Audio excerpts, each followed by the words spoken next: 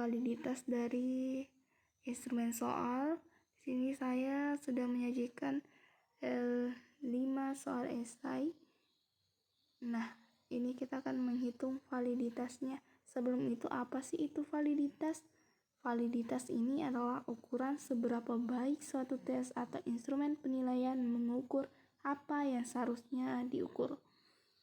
Langkah pertama itu kita tentukan R hitungnya. R hitung itu apa sih? R hitung itu sendiri adalah nilai kolerasi yang dihitung dari data sampel. Ini untuk mengukur kekuatan arah hubungan antara variabel. Nah, untuk menentukan validitasnya, langkah pertama itu kita klik Corel, kemudian double klik, lalu masukkan array 1. Untuk array 1-nya blok area soal pertama hingga responden ke-30. Nah, untuk array 2-nya itu blok area total hingga akhir. Kemudian ketik F4 atau Fn F4 tergantung laptop kalian ya untuk mengunci. Ketika muncul tanda dolar, maka itu tandanya sudah mengunci kolom hingga akhir. Nah, ini merupakan hasil R hitung atau hasil rumus correlation untuk item soal pertama. Untuk item selanjutnya cukup mengcopy dengan menarik seperti ini. Kemudian langkah yang kedua itu tentukan R tabelnya. Untuk R tabelnya sendiri kita harus tahu apa itu R tabel.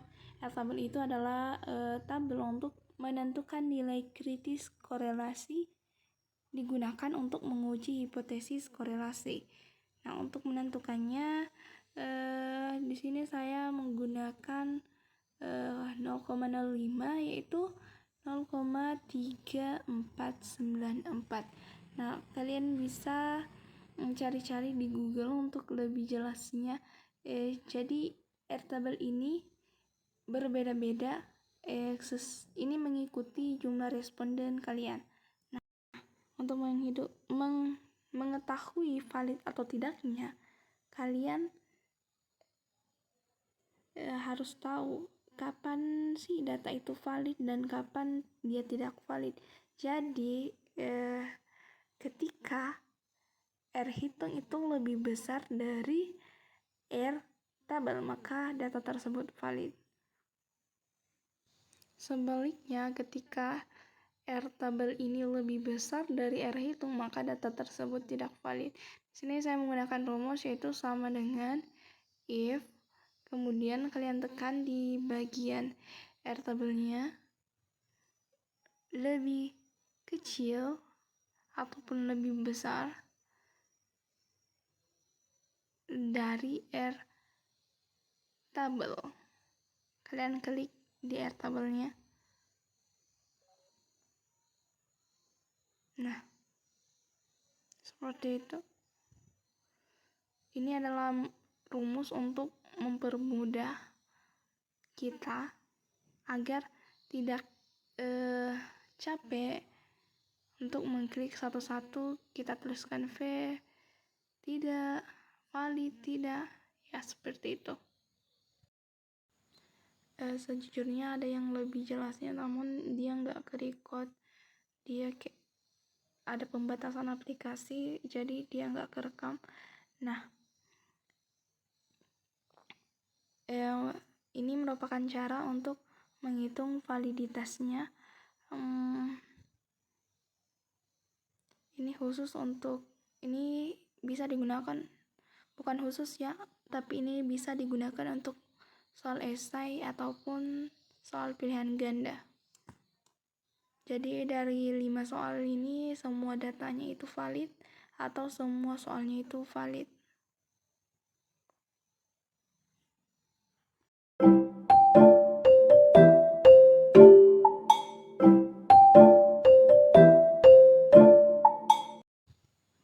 Oke, selanjutnya kita akan menentukan reliabilitas dari instrumen soal ini. Masih dengan soal yang sama. Sebelumnya, apa sih itu reliabilitas? Reliabilitas adalah ukuran seberapa konsisten suatu tes atau instrumen penilaian dalam mengukur apa yang seharusnya diukur. Nah, kita perhatikan rumusnya. Kita akan mencarinya itu nilai K, jumlah item soal, kemudian jumlah varian setiap soal, dan varian total skor.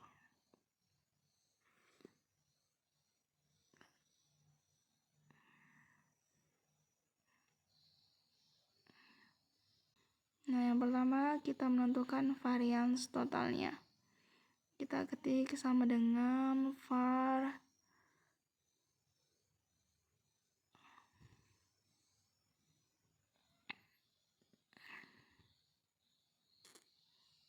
kemudian kalian blok totalnya sampai terakhir. Nah, maka akan muncul varian totalnya. Untuk varian butirnya masih dengan rumus yang pertama, sama dengan var kemudian blok untuk soal yang pertama dari 30 responden ini. Nah, seperti itu. Maka akan muncul hasilnya. Kalian tinggal mengcopy rumusnya hingga soal kelima.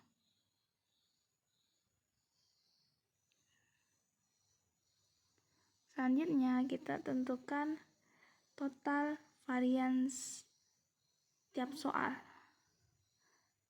Nah, rumusnya itu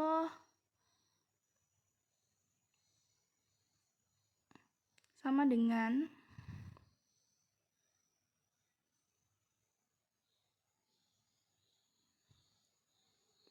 sum. Nah, kemudian kalian blok kelima itu, kemudian enter, maka akan muncul total dari kelima varian butirnya. Maka kita sudah menemukan jumlah varian setiap soal dan juga varian total skor. Nah, untuk menentukan nilai crown batch alfanya, kalian masukkan rumusnya. Jadi rumusnya itu K atau jumlah item soalnya, jadi masukkan buka kurung 5 seperti di video, kemudian buka kurung, per dulu, kemudian buka kurung 5 dikurang 1, kemudian dikali 1 dikurang dalam kurung lagi jumlah varian totalnya untuk tiap soalnya, kemudian dibagi varian total skor, kemudian tutup kurungnya ini sebanyak 3 kali. Maka kita peroleh nilai crown batch alfanya.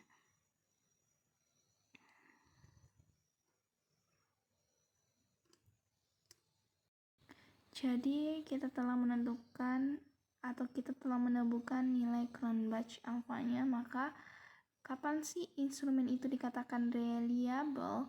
Jadi instrumen dikatakan reliable jika nilai crown batch alfanya lebih besar dari 0,70. Nah, di sini dari yang kita peroleh, nilai crown batch alfanya itu lebih besar dari standar reliable atau dari 0,70, maka dapat kita simpulkan instrumen soal ini reliable. Seperti itu.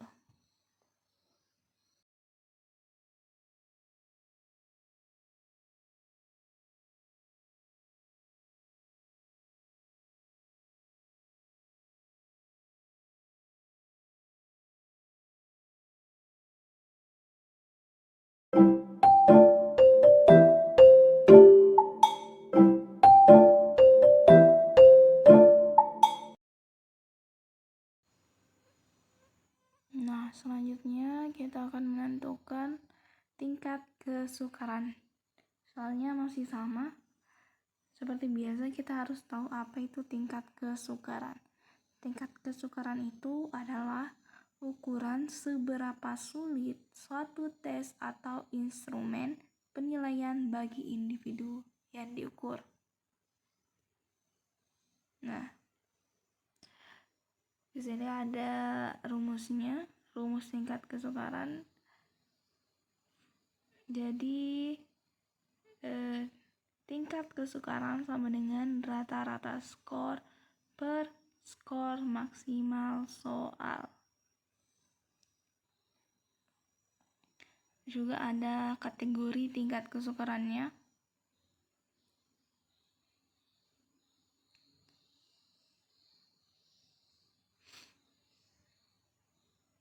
Nah, kita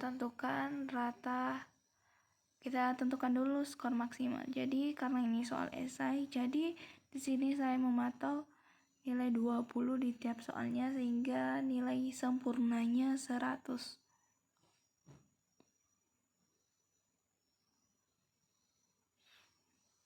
Karena ini Excel, jadi kita dapat mengkopinya dengan menariknya. Kemudian kita tentukan rata-rata skornya.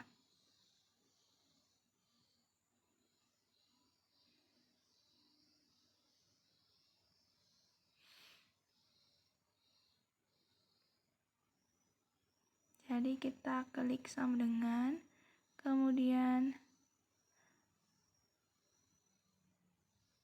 average. Kalian mulai dari responden pertama sampai responden ke-30 untuk soal nomor pertama. Dan tutup kurung, enter. Nah, diperoleh rata-rata skor untuk nilai pertama. Kalian tinggal copy hingga ke nomor ke-5 atau hingga ke soal nomor 5. Nah, di sini kita sudah menemukan rata-rata skor mulai dari soal pertama hingga soal ke-5. Nah, kembali lagi ke rumusnya. Jadi, kita klik sama dengan, kemudian rata-rata skor,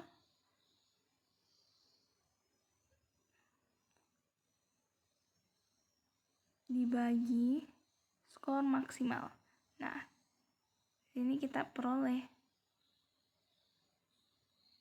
tingkat kesukarannya. Tinggal kalian copy sampai ke soal nomor 5. Nah, di sini kita sudah menemukan tingkat kesukaran dari masing-masing soalnya. Kemudian kita lihat lagi di kategori tingkat kesukaran dan kita kriteriakan apakah soal nomor pertama ini sukar, sedang, atau mudah. Jadi untuk soal pertama ini dia kriteria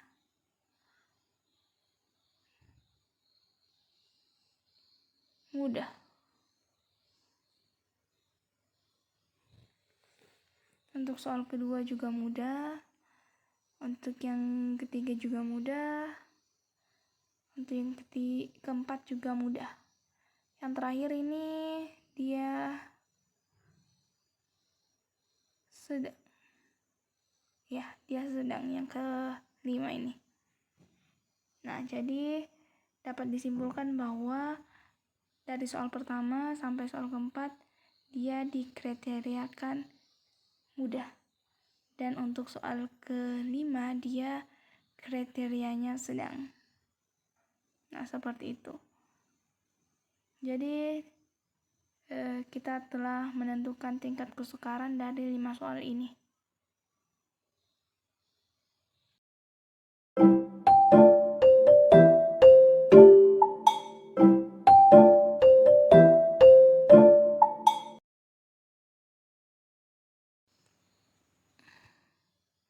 Oke, yang selanjutnya kita tentukan nilai daya bedanya.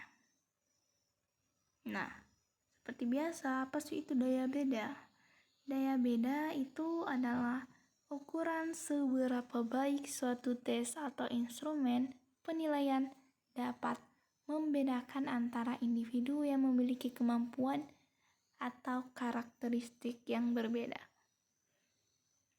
Namun terlebih dahulu kalian bagi dulu antara kelompok atas dan kelompok bawah. Untuk caranya kalian bisa mencarinya di video-video yang telah diupload sebelumnya. Nah, kita di sini klik sama dengan average, kemudian bold untuk di kelas atas. Nah, kemudian tutup kurung, enter.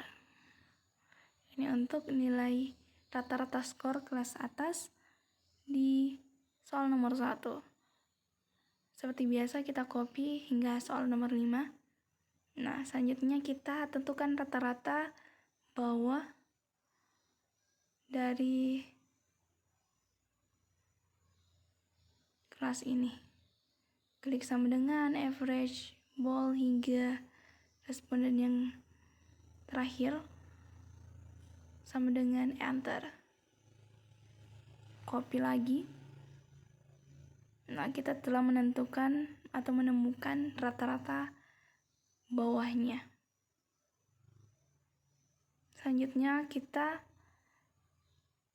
tentukan daya bedanya.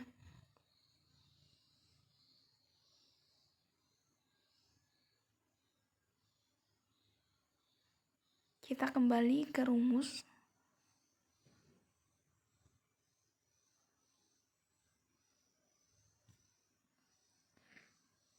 Jadi ketik sama dengan, kemudian rata-rata atas dikurang rata-rata bawah.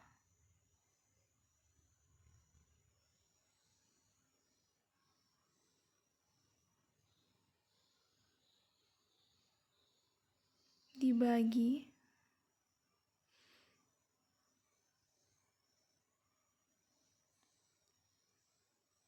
20 atau dibagi skor totalnya. Nah, kita telah menemukan daya bedanya. Nah, untuk keterangannya kalian tinggal lihat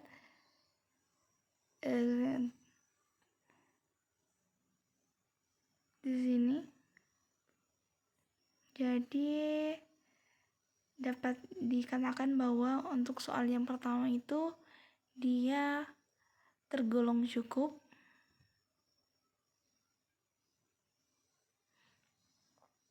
Yang kedua juga cukup. Yang ketiga itu baik. Jadi dia tergolong soal yang baik. Yang kedua, yang keempat juga baik. Kemudian yang terakhir dia tergolong cukup. Nah, di sini kita telah menentukan daya bedanya. Jadi kita tetap harus melihat rumus untuk menentukan daya bedanya.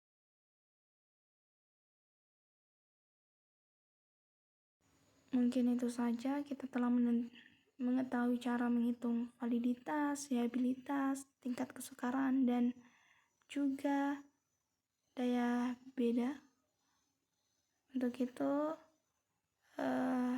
sekian dan terima kasih. Wassalamualaikum warahmatullahi wabarakatuh.